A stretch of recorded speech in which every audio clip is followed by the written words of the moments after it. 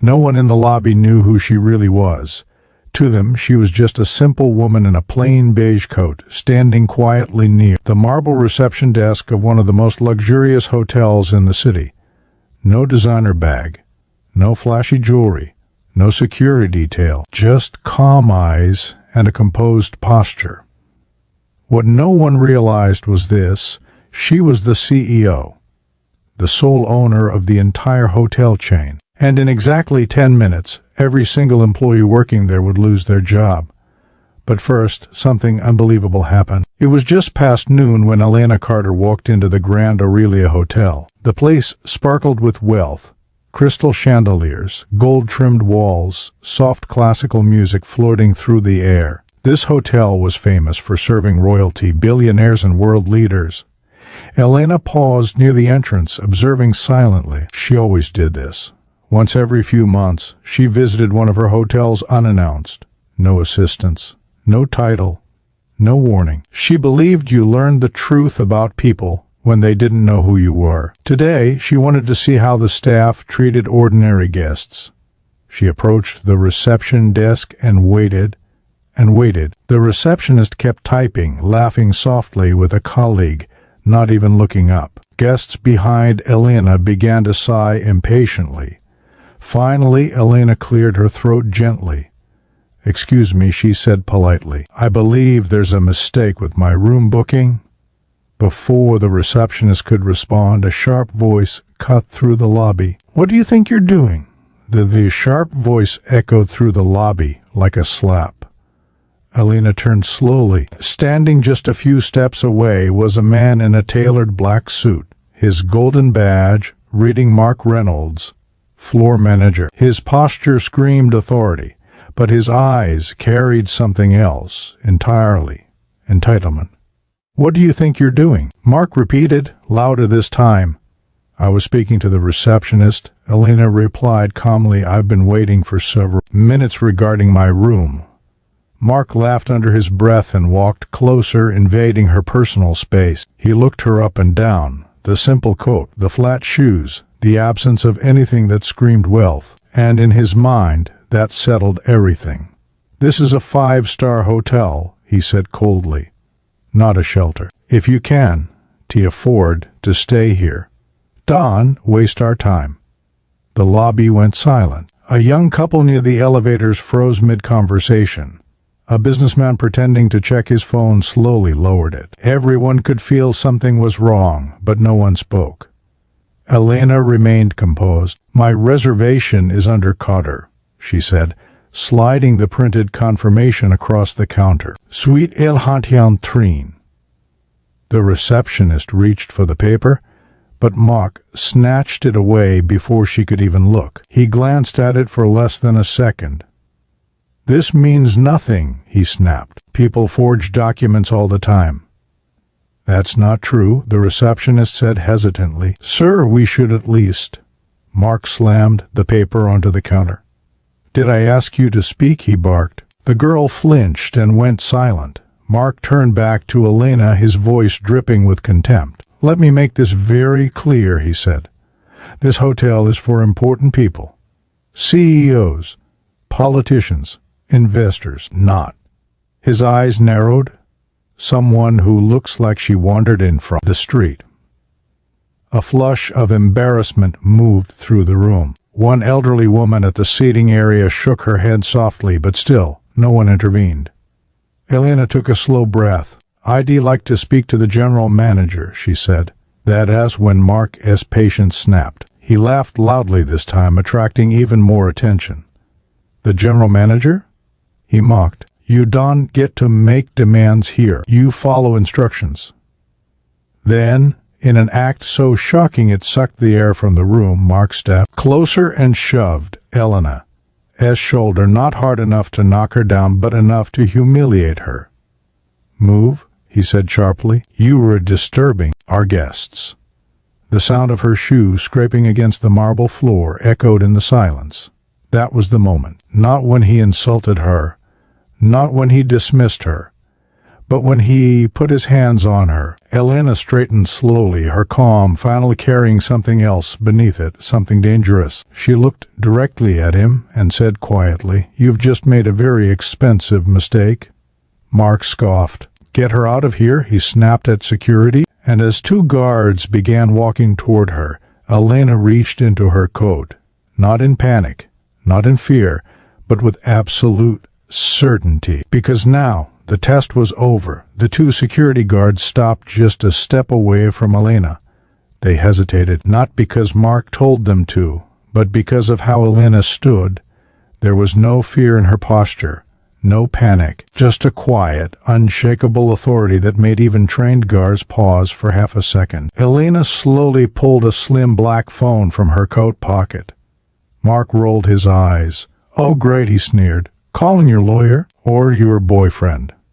Elena didn't answer him.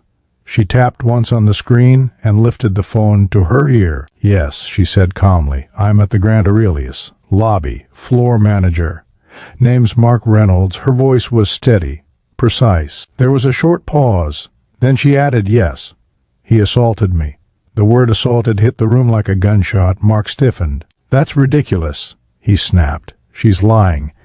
Elena lowered the phone slightly and looked straight at him. "Do you want to deny it again?" she asked quietly, in front of the cameras. Mark's eyes flicked, just for a second, toward the black dome cameras lining the ceiling.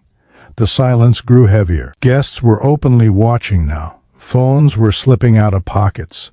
Whispers rippled through the lobby like a wave. Elena returned the phone to her ear. "Put him on," she said. Her expression didn't change, but something in her eyes did. It was no longer patience. It was command.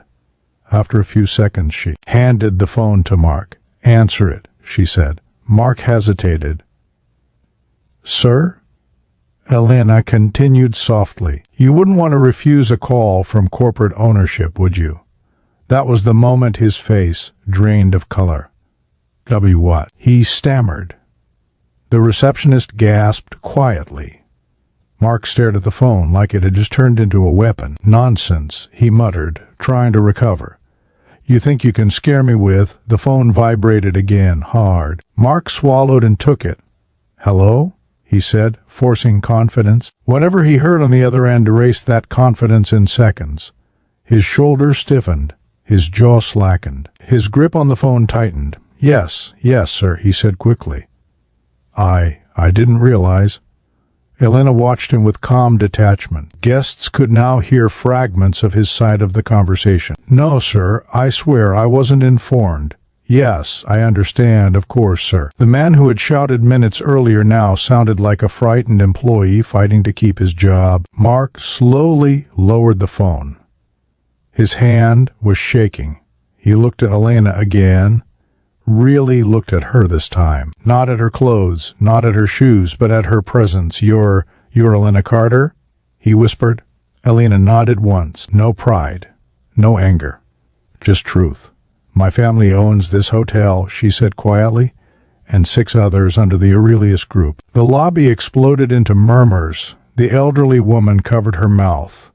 The businessman near the elevator stepped back in disbelief. The receptionist looked like she might faint. Mark took a step backward. I didn't know," he said quickly. "If I had known," Elena cut him off. "That's the problem," she said evenly. "You only respect people after you know who they are." She stepped closer. "And you put your hands on someone you thought was powerless." Mark's knees nearly buckled. The phone vibrated again in Elena's hand. She answered. "Yes," she said, "I'm ready." She ended the call and looked around the lobby at the guests, the staff, the guards. Then she spoke clearly so everyone could hear. "Please remain where you are," Elena said. "This will only take 10 minutes. 10 minutes. Mark's face went completely pale, because he finally understood. This wasn't a complaint. This was an execution. 10 minutes felt like 10 hours. The lobby of the Grand Aurelius, once filled with polite murmurs and luxury, calm, now buzzed with tension, so thick it felt like it could snap. Mark Reynolds stood frozen near the front desk. His confident posture from earlier was gone. His tie sat crooked. A thin line of sweat ran down his temple as he avoided looking at anyone, especially Elena. The security guards no longer looked at Elena as a problem. They stood slightly behind her now, protective. The elevators chimed. Two men stepped out. Both wore dark suits. Both carried tablets, and both walked with the unmistakable confidence of people who never explained who they were, because everyone already knew. The receptionist's breath hitched. "Oh my God," she whispered. The taller man approached Elena first. "Meh, Carter," he said, giving a respectful nod. "I am David Klein, head of operations." "And I am Richard Hale," the second man added, "internal compliance." They didn't look at Mark yet. Elena nodded politely. "Thank you for coming so quickly."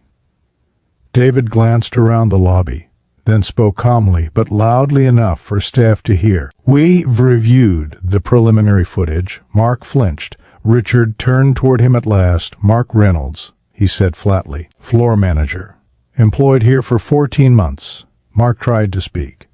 "Sirs, I can explain." Richard raised one finger. "No," he said. "You cannot." Silence fell again. David tapped on his tablet. "At 9:07 a.m., you physically struck a guest." Mark shook his head wildly. "She provoked me." She refused to identify herself. David didn't look up. "At 9:09 a.m., you instructed security to remove her without cause." Richard added, "At 9:19 a.m., you used abusive language toward staff who hesitated." The receptionist lowered her eyes. Mark's voice cracked. "I didn't know she was." Elena stepped forward. "That excuse won't save him," she said calmly. "It's the reason he's here." David nodded once. Agreed. Richard turned to the staff. "If anyone else experienced harassment, intimidation, or threats under Mr. Reynolds, this is your moment." The room froze. No one moved at first. Then the young receptionist slowly raised her hand. He made me cry my first week," she said softly. "Said I was replaceable." Another waiter spoke. "He threatened to blacklist me over a spilled drink." A housekeeper added, "He grabbed my arm once." Each confession hit Mark like a hammer. He backed up until his legs hit a chair. "This is getting out of hand," he whispered. "No," Elena said firmly. "This is finally in hand." David closed his tablet. "Mark Reynolds," he said. "Effective immediately, you are terminated." Mark exhaled sharply, then, almost desperately, laughed. "Fine," he said weakly. "I'll find another job. I always do." Richard stepped closer. "There's more." Mark froze again. "You will be permanently barred from employment in any Aurelius-affiliated property worldwide." His breath left his body. "And," David continued, "legal proceedings will follow for assault." Mark collapsed into the chair. The man who slapped a CEO minutes ago now looked small, broken. Elena looked at him, not with anger, not with joy, with disappointment. "This didn't have to happen," she said quietly. "All you had to do was treat people like humans." She turned to the staff. "Your jobs are safe," she said, "and your dignity matters." Some of them had tears in their eyes. The lobby doors opened. Two uniformed officers stepped in. Mark didn't resist. As he was escorted out, the guests slowly began to clap. Not loudly, respectfully. Elena stood alone again. Simple clothes, calm face, but now everyone saw her clearly, not as a guest, not as a victim, but as the woman who ended a reign of cruelty in 10 minutes flat. The lobby slowly returned to movement, but nothing felt the same anymore. People spoke in hushed voices. Phones were discreetly raised. Someone whispered, "That was the owner." Another replied, "No wonder she stayed calm." Elena Carter did wait for applause. She walked toward the seating area near the windows and sat down, finally allowing herself to exhale. For the first time since she de-entered the hotel, her hands trembled slightly, not from fear but from the emotional weight of what had just happened. David approached her quietly. "Are you all right?" he asked. Elena nodded. "I am now." Richard stayed behind to address the staff. He gathered them gently, not like an executive, but like someone who understood fear. Today exposed failures, he said. Not yours, ours. The staff listened, stunned. For too long, he continued, complaints were buried, reports ignored, and bad behavior excused because someone brought in revenue. That ends today. Tears streamed freely now. The receptionist, who had earlier been silenced, finally spoke without shaking. Does that mean we can speak up now? Elena stood. Yes, she said firmly. And you always could. We just failed to listen. She turned to the entire lobby. Guests, staff, security. I built this hotel chain on one promise, Elena said. Luxury should never come at the cost of humanity. She paused. If anyone here ever feels unsafe, disrespected, or powerless again, my door is open, not symbolically, literally. David nodded. We're implementing an independent reporting system effective immediately.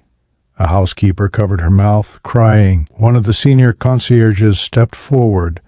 Ms. Carter, most owners never show up. They hide behind boards. Elena smiled faintly. I started as a front desk clerk, she said. I remember what it feels like to be ignored. That truth rippled through the room. An hour later, news alerts buzzed across phones. CEO fires entire management team after assault at luxury hotel. Witnesses praise calm leadership after shocking incident. Outside, reporters gathered, but Elena declined interviews. Instead, she did something no one expected. She went back to the front desk. The receptionist straightened nervously. Elena leaned forward. What is your name? Lily, the girl replied. Lily, Elena said warmly, you handled yourself with courage today. I'd like you to shadow our guest relations director starting next week. Lily gasped. Me? Yes. Elena smiled. Leadership starts with empathy. Applause broke out again, louder this time. As Elena prepared to leave, the same security guard who had hesitated earlier approached her. I am sorry, he said quietly. I should have stopped him sooner. Elena met his eyes. You learned, she said. That's what matters. She walked out of the hotel not as a woman seeking revenge, but as a leader who reset the entire culture of power in one morning. And for the staff of the Grand Aurelius, that day would forever be remembered as the moment fear lost and dignity finally won.